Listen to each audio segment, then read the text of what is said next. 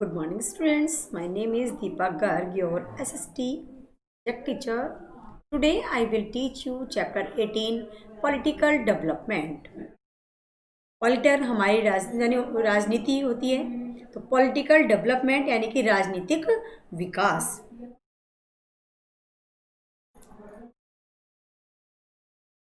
After the centuries of political instability in the post-Mauryan period on the runs of the Kurd kingdom around a new empire, this empire was established in 319 AD under the Guptas. तो जो हमारे मौर्यतल काल में शताब्दियों की राजनीतिक अस्थिरता के बाद एक नए साम्राज्य का उदय हुआ है। यह साम्राज्य 319 ईस्वी पूर्व में एक कुषाण राज्य के विनाश के पश्चात गुप्त राजवंश द्वारा स्थापित किया गया था। चंद्रगुप्त 320 से 335 एडी तक। The Gupta dynasty came to power when Sri Gupta was the king. However, it came to prominence with the coronation of Chandragupta. When he ascended the throne, his rule was confined of Magad.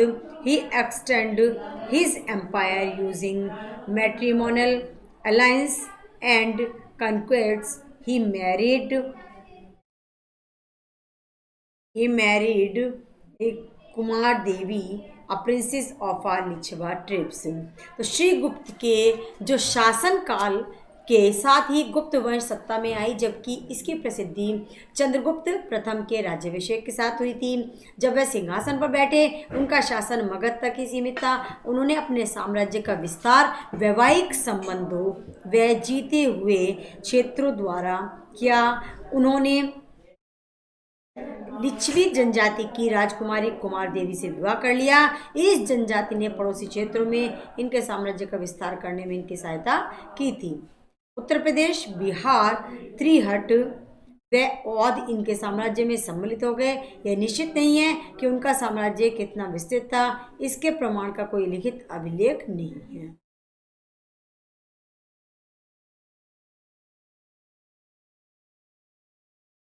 Samudragupta 335 to 376 AD. So Chandragupta was succeeded by the son Samudragupta. He was one of the able king that India's has ever led. Not much was known about the rule of Samudragupta until the Allahabad pillar was found in the Allahabad fort. On this pillar is inscribed a 33-line poem in Sanskrit, right by Hari Sen. This poem gives a vivid account of Samudragupta conquests and military exploits, the real founder of the Gupta's empire. Chandragupta प्रथम के पश्चात उनका पुत्र समुद्रगुप्त इसका उत्तराधिकारी बना। ये भारत के सबसे योग्य शासकों में से एक थे।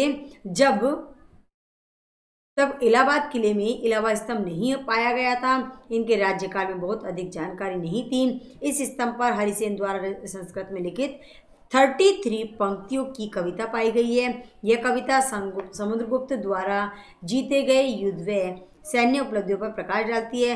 यही कारण है कि हरिसेन के बारे में ऐसा कहा जाता है कि उनके मात्र एक अभिलेख से गुप्त वंश के वास्तविक संस्थापक के नाम व प्रसिद्धि का पता चलता है। अब जो समुद्रगुप्त ने अपने साम्राज्य का विस्तार सभी दिशाओं में भी फैला रखा था। उन्होंने उत्तर मथुरा, ग्वालियर, अहिच व नाग शासकों को पराजित किया। उनका जो सबसे विशिष्ट अभियान दक्कन में था, जब उन्होंने अपनी सेना को उबड़ खाबड़ तराई के से दक्कन के शासकों को अपने आधिपत्य में लाने का लिए भेजा। वे बहुत बुद्धिमान व्यवहारिक दृष्टिकोण के थे। उन्होंने अपने क्षेत्र को दो भागों में डिवाइड करा, वह क्षेत्र जो प्रत्यक्ष नियंत्रण में था तथा वह क्षेत्र जो अप्रत्यक्ष नियंत्रण में था। पूर्व में बंगाल से पश्चिम में दिल्ली तथा उत्तर में हिमालय से दक्षिण में नर्मदा तक नदी तक का क्षेत्र उनके प्रत्यक्ष नियंत्रण में था। उनके अप्रत्यक्ष नियंत्रण में वे क्षेत्र थे जो उन्होंने जीते थे, पर वहां उनके मूल में समुद्रगुप्त ने अधिकांश दक्कन पर विजय प्राप्त की थी।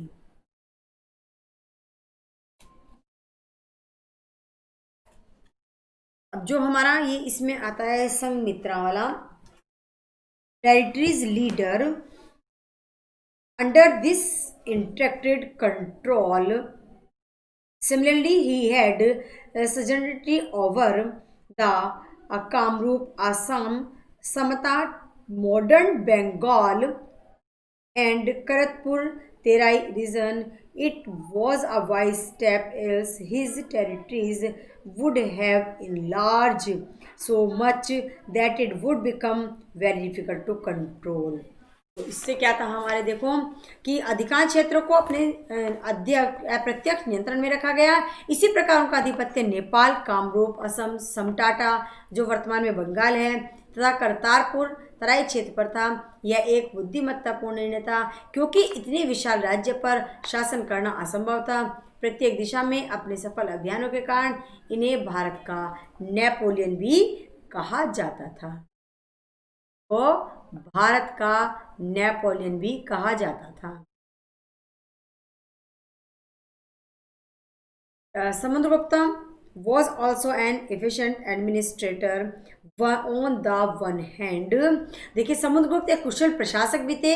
जहाँ एक तरफ उन्होंने अपना क्षेत्र विस्तार किया था, वहीं पर दूसरी तरफ अपनी प्रजा के लिए कल्याण कार्य भी किए। वे एक हिंदू थे, फिर भी वे सभी धर्मों के प्रति समान दृष्टिकोण रखते थे। वे कला, साहित्य व संगीत के महान संरक्षक थे। इनके सिक्कों पर वीणा, एक तंतु वाद्य यंत्र धारण किए दिखाया गया है। वे स्वयं भी एक विद्वान व कवि थे। हम यह कह सकते हैं कि ये एक योग्य नाम है। नेक्स्ट इंपॉर्टेंट पॉइंट आता है हमारा चंद्रगुप्त द्वितीय। तो Chandragupta was the succeeded by his illustrious son Chandragupta's II, popularly known as Vikramaditya. He is often identified with Vikramaditya of Ujjain, to whom many tales of mythology are attributed. Chandragupta, it is said to have Navatan 9 gems or scholars in the court। तो जो हमारे अपने पिता के पद चिन्हों पर चलते हुए चंद्रगुप्त द्वितीय ने भी बहुत सी विजय प्राप्त की। उन्होंने मालवा, गुजरात व सौराष्ट्र के शासकों को पराजित किया, जिनके बारे में बहुत सी पौराणिक कथाएं उल्लेखित किए हैं। ऐसा कहा जाता है कि नवरत्न या उनके दरबार के विद्वान थे। अपने पिता के पद चिन्हों पर चलते हुए चंद्रगुप्त द्वितीय ने भी बहुत सी विजय प्राप्त की। उन्होंने मालवा, गुजरात व सौराष्ट्र में भी शकों को पराजित किया गया तथा शाकाहारी शक जानने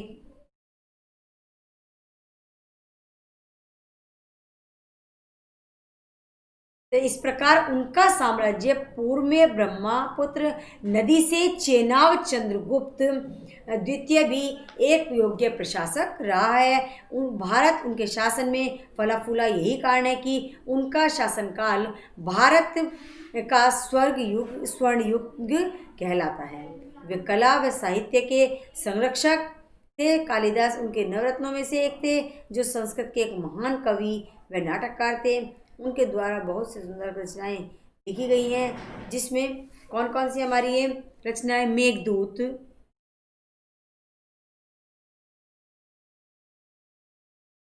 मेघदूत, रघुवंशम, ऋतु संहार, कुमार संभव, अभिज्ञान शकुंतलम,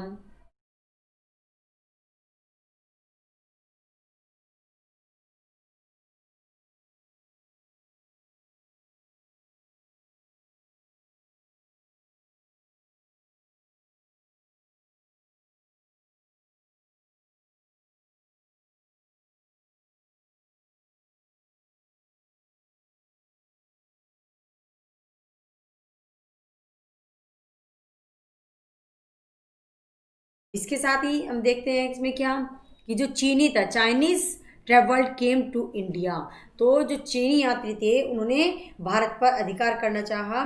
चीनी यात्री फाहियान चंद्रगुप्त के शासनकाल में भारत आए। इन्होंने अपनी 15 वर्ष की यात्रा में भारत के अनेक स्थानों पर भ्रमण किया। इन्होंने बहुत से राज्यों के बारे में लिखा है जिसमें गुप्त राजवंश भी सम्मिलित हैं। इन्होंने समाज, व्यापार, धर्म, कला, साहित्य, प्रशासन आदि के बारे में बहुत एक्सप्लेन किया है अच्छे से। उनके लेख इस काल की सूचनाओं के मुख्य स्रोत भी रहे हैं।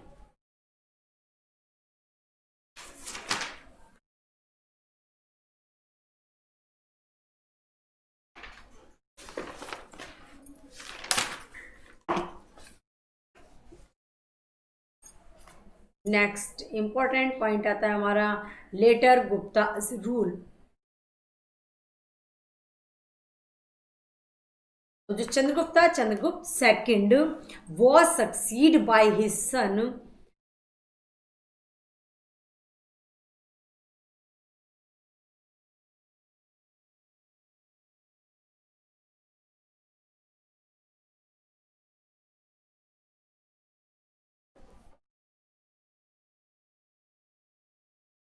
Chandragupta second was succeeded by his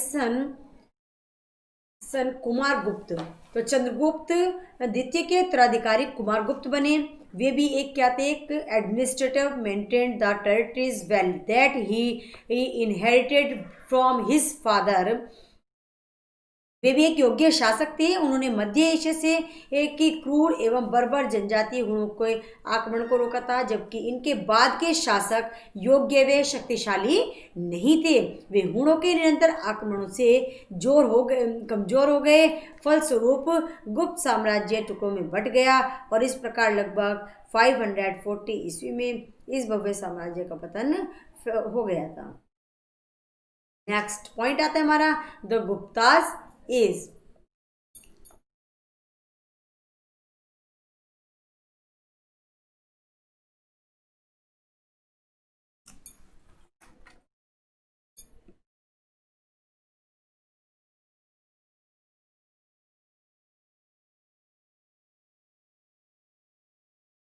जो गुप्त काल था हमारा उसको स्वर्ण काल भी कहते हैं। तो गुप्त काल, the Gupta is a rightly termed as the golden age of India because India prospered in various fields of life. We can study them under the following points. गुप्त काल को स्वर्ण काल की न्याय उचित उपमा दी गई है क्योंकि भारत इस युग में जीवन के प्रत्येक क्षेत्र में विकसित हुआ है।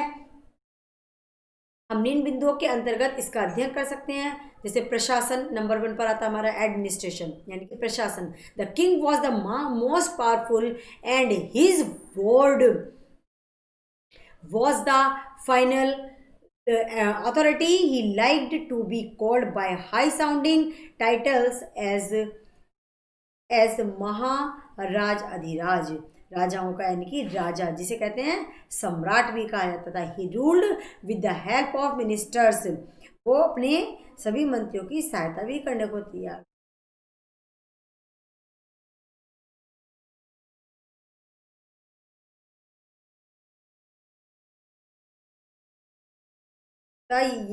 यह मंत्रियों के सहयोग से शासन करता था। संपूर्ण क्षेत्र प्रांतों में बटा था जिन्हें भुक्ति भी कहा जाता है। जो राजकुमारों या अन्य चुने हुए व्यक्तियों द्वारा शासित होते थे उन्हें उपारी का महाराज कहा जाता है। ये प्रांत विषय में विभाजित थे जो विषयपति द्वारा शासित थे, जबकि गांव सबसे छोटी इकाई था जिसमें वयस्क मंडल द्वारा देखरेख की जाती थी। नेक्स्ट पॉइंट आता है हमारा इंपॉर्टेंट पॉइंट है सोसाइटी।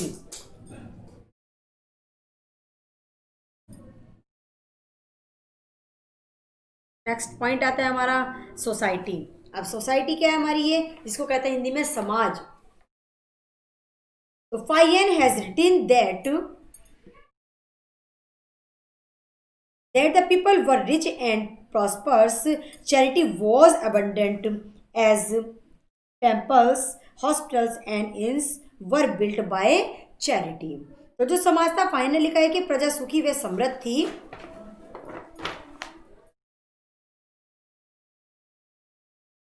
दान बहुत उदारता से दिया जाता था। दान राशि से ही मंदिरों, चिकित्सालयों तथा धर्मशालाओं का निर्माण कराया जाता था।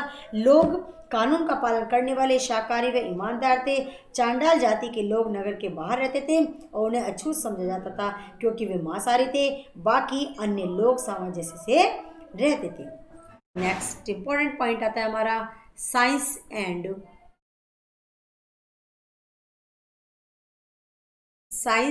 एजुकेशन, यानी कि विज्ञान और शिक्षा। तो एजुकेशन हमारी प्रोग्रेस में थी। तो एजुकेशन क्या थी? खगोल विज्ञान, जिसको कहते हैं हम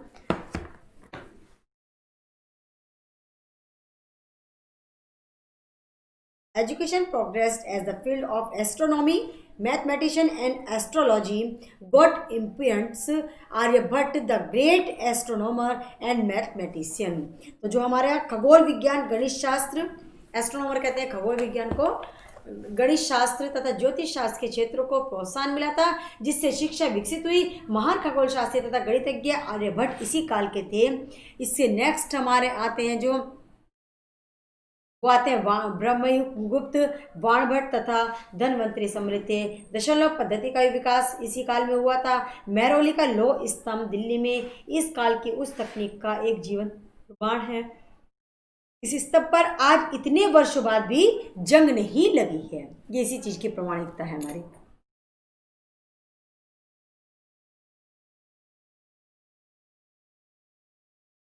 नेक्स्ट पॉइंट आता है हमारा रिलीजन, यानी कि धर्म। धर्म कहते हैं हमारे the Gupta king was in these Hindus made great progress under their rules. They worshipped Vishnu and performed religious sacrifice. Liberal charity was given to Brahmins and for other religious purpose. Besides Vishnu, the other god worshipped by the people included Shiva and Shakti। तो जो गुप्त शासक हिंदू थे, हिंदू धर्म ने उनके शासनकाल में अत्यधिक उन्नति की। वे विष्णु की आराधना करते थे तथा धार्मिक त्याग भी करते थे। ब्राह्मणों तथा अन्य धार्मिक उद्देश्यों की पूर्ति के लिए उदारता से दान दिए जाते थे। विष्णु के अलावा अन्य देवों जैसे शिव व शक्ति की भी आराधना की जाती थी। पूजा के लिए देवग्रहों, मंदिरों का निर्माण कराया गया था। ऐसा विश्वास किया जाता है कि भगवान विष्णु अपने भक्तों की सहायता के लिए मनुष्य रूप में धरती पर आते हैं। सभी धर्मों में उच्च स्तरीय सामंजस्यता, एक धर्म के लोग दूसरे धर्म के लोगों का सम्मान करते थे। राजा धर्म के आधार पर कोई भेदभाव नहीं करता। नेक्स्ट इंपॉर्टेंट पॉइंट आता है हमारा लिटरेचर, आर्ट एंड आर्किटेक्चर। तो साहित्य, कला और वास्तुकला इसे कहते हैं हम। Literature prospered during the Gupta's period. Beside Kalidas, other important authors were Vishakdatt and Mudra Rakshak. Mudra Rakshak किसने? Amar Singh, who wrote the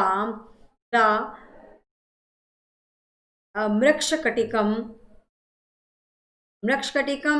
Shudraka थे। पंचतंत्र आश्चर्यजनक जंतुओं की एक कहानियों के संग्रह की रचना भी इसी काल में हुई थी। तो architecture to greatly advanced during the Guptas period. Many fine temple were built such as the stone temple at Dogra in the district Lalitpur. तो देखिए क्या हुआ कि मूर्ति कला भी इसी काल में विकसित हुई थी तथा ये दोनों ही प्रकार से आत्मा तथा शैली से भारतीय भी थी।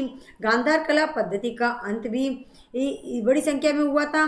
बुद्ध के जीवन के लिए विश्व पुराण व अन्य मूर्ति कला एक नए दृष्टिकोण के रूप में चुनी गई थी। इस युग से संबंधित गुप्त काल में वास्तुकला की तीव्र गति के अग्रसर थी। बहुत से सुंदर मंदिरों का निर्माण भी कराया गया था। नेक्स्ट आता है हमारा गुप्त काल का जो पतन हुआ था उसके बारे में, decline of the Guptas period.